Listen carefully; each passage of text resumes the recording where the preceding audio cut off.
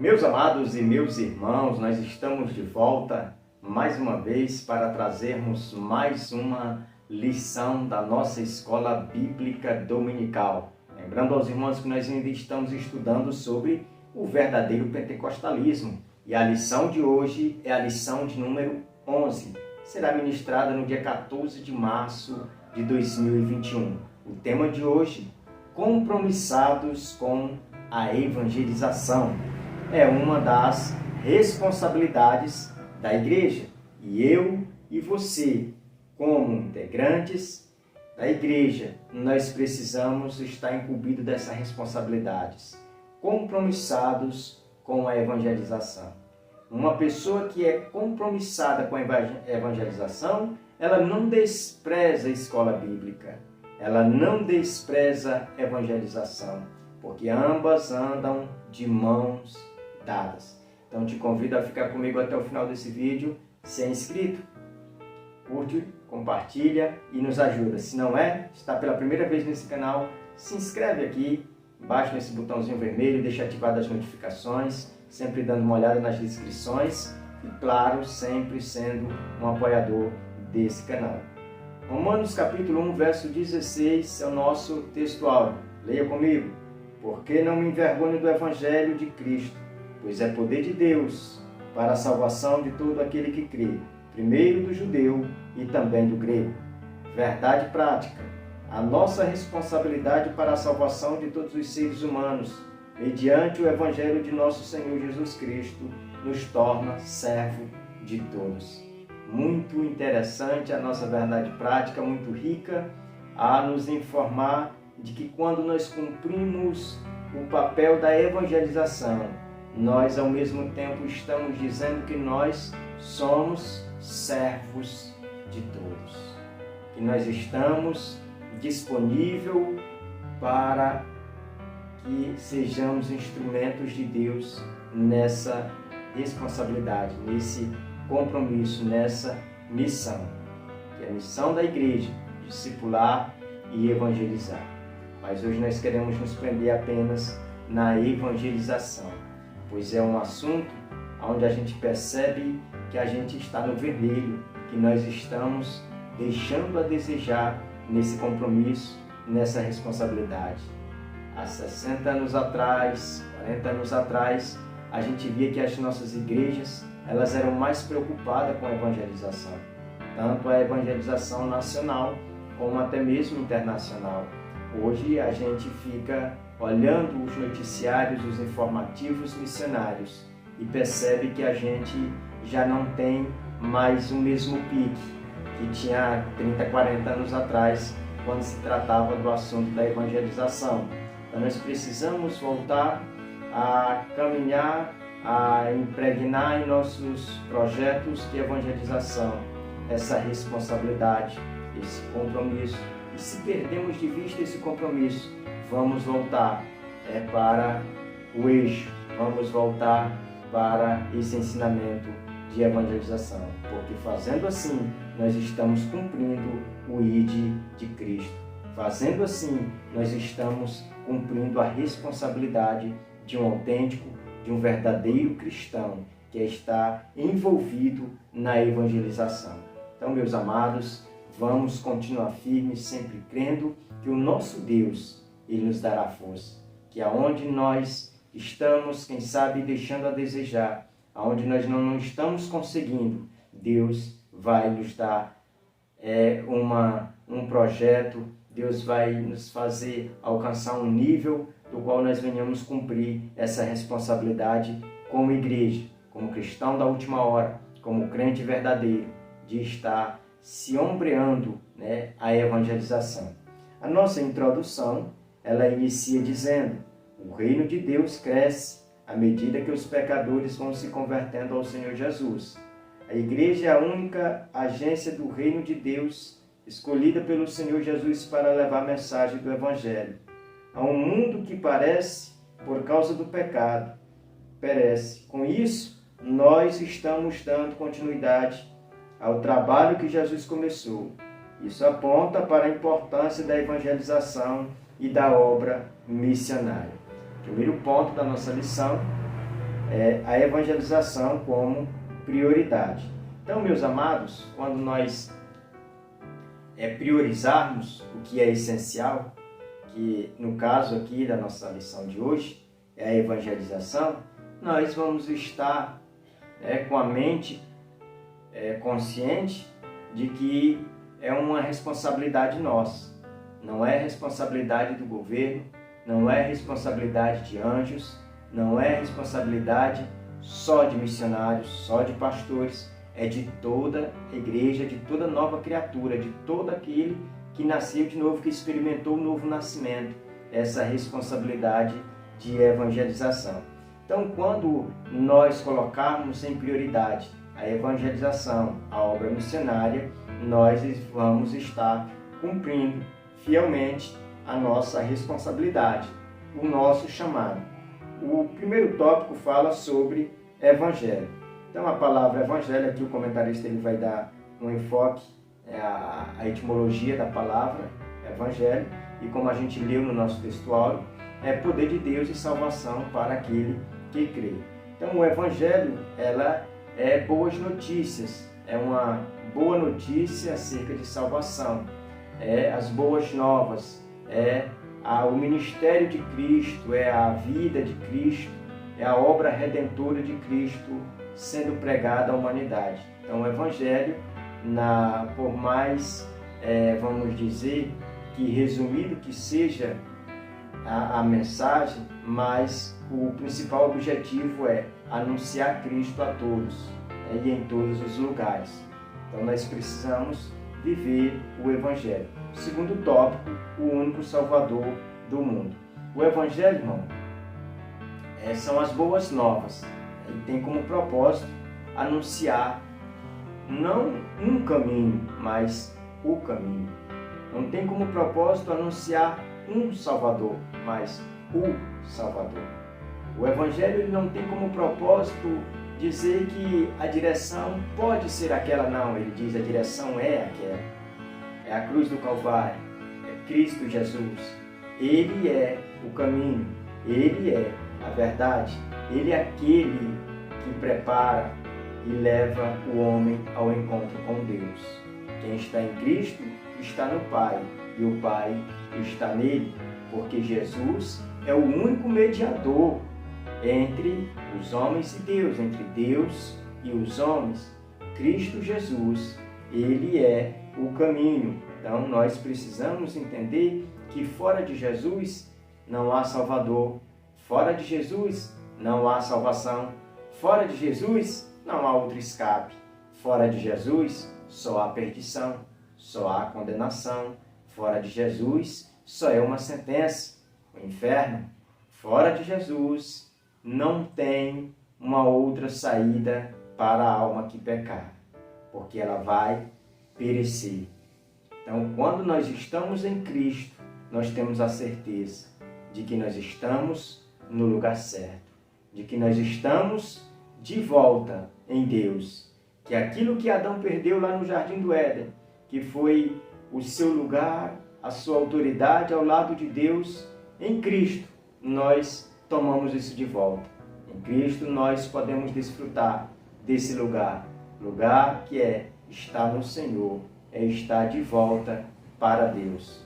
O terceiro tópico, uma agência legítima. Nesse terceiro tópico aqui, e o último do primeiro ponto, nós vamos ver que a igreja, ela é uma agência legítima aqui na terra. Não existe uma outra agência capacitada legalmente para introduzir ou apresentar o reino de Deus às pessoas, a não ser a igreja de Deus, porque é a responsabilidade da igreja anunciar o reino de Deus, fazer com que o reino de Deus ele seja gerado dentro das pessoas que ouvem a mensagem do Evangelho. Fora disso, não existe agência. A única agência capacitada, legalmente, aceita diante de Deus, é a Igreja do Senhor Jesus. É o organismo vivo, é aquela que foi comprada por bom preço, e a Bíblia chama ela de firmeza da verdade. A Bíblia chama ela de escudo. A Bíblia vai dizer que a igreja ela é um referencial, né, de firmeza, de durabilidade com relação aos cuidados de Deus impregnados sobre ela. Por isso que a igreja, ela nasceu em um período de perseguição. Ela passou por momentos na história aonde quem olhasse, quem sabe com uma outra ótica, podia dizer acabou. Mas ela está de pé até hoje, firme no seu propósito. É porque a igreja, ela é a menina dos olhos de Deus. Ela é uma agência que tem como responsabilidade anunciar o reino de Deus. E Deus preserva ela aqui na terra. E se tem alguma coisa nesse mundo que ainda presta, é a igreja. Porque é uma agência do céu, que traz uma mensagem de salvação, que anuncia Cristo ressurreto. Vamos passar para o tópico 2, ponto 2 da nossa lição, que diz: Jesus morreu para salvar todos os seres humanos. Aqui nesse ponto, nós temos também 3 tópicos. O primeiro, vamos falar sobre a nossa teologia. O segundo, por quem Jesus morreu. E quando a gente passa a meditar aqui nesse primeiro tópico, a nossa teologia, nós precisamos entender que nós não somos ou não fazemos parte de um grupo teológico neopentecostal. Não, nós fazemos parte do grupo da teologia pentecostal. Qual é a teologia pentecostal? A teologia pentecostal é a teologia que prega que Jesus, ele veio para salvar a humanidade. Só que aqui a gente precisa, antes de falarmos qualquer coisa com relação à teologia, que dentro da história a gente vai ver teologias reformadas, calvinistas, e a gente vai ver que essas teologias, quando se trata de salvação, todas elas, especulando ou não a sua forma de crença, isso não altera na salvação de ninguém, ou acerca da vinda de Cristo. Tanto faz a pessoa ela confessar o nome de Jesus, mas ela viver debaixo de uma teologia reformada, vamos dizer calvinista, e outro arminiano, isso não tem nada a ver, porque não foi calvinista e nem arminiano que morreu na cruz do Calvário, mas foi o próprio Jesus. Então a gente precisa ter bastante controle, equilíbrio, quando for falar sobre esse tipo de teologia. Porque essa teologia, na verdade, ela não vai salvar ninguém. O que salva é Jesus. Nós precisamos tomar cuidado com as palavras que nós vamos proferir acerca dessas teologias, para não acabar escandalizando a obra de Deus, como muita gente assim o faz. Bate no peito, dizendo que quem é arminiano vai todo mundo para o inferno, que quem é calvinista vai para o inferno, e aí é onde ele cai nesse erro teológico. Então nós não podemos errar, entrar nessa mesma vereda de injustiça, pecaminosa. Pelo contrário, nós temos que entender que o que leva a pessoa ao céu é Jesus. O caminho é Jesus. Então a nossa teologia, ela é bíblica, ela é uma teologia que ela está centrada nos princípios bíblicos, de que Jesus, ele tomou a forma humana, veio a essa terra, viveu, teve seu ministério, cumpriu a sua missão, se entregando na cruz do Calvário, ressuscitou ao 3º dia, e com essa ressurreição dele, nós temos a garantia de salvação. Então nós precisamos entender que a nossa salvação, ela é centrada na pessoa de Cristo. Já o tópico 2, por quem Jesus morreu, aqui a gente vai ver que tem dividido em 2 partes, tem tanto a expiação limitada quanto a expiação ilimitada. Diz assim o início do tópico: essa é uma pergunta interessante. Há muitas discussões teológicas sobre o tema, mas nos últimos tempos os debates se concentram entre 2 interpretações das Escrituras: a expiação limitada e expiação ilimitada. É nesse tópico onde a gente vai perceber que as 2 correntes teológicas, elas vão se desassociar, né? Se separar umas das outras, porque uns vão professar que ela é limitada e a outra vai dizer que ela é ilimitada.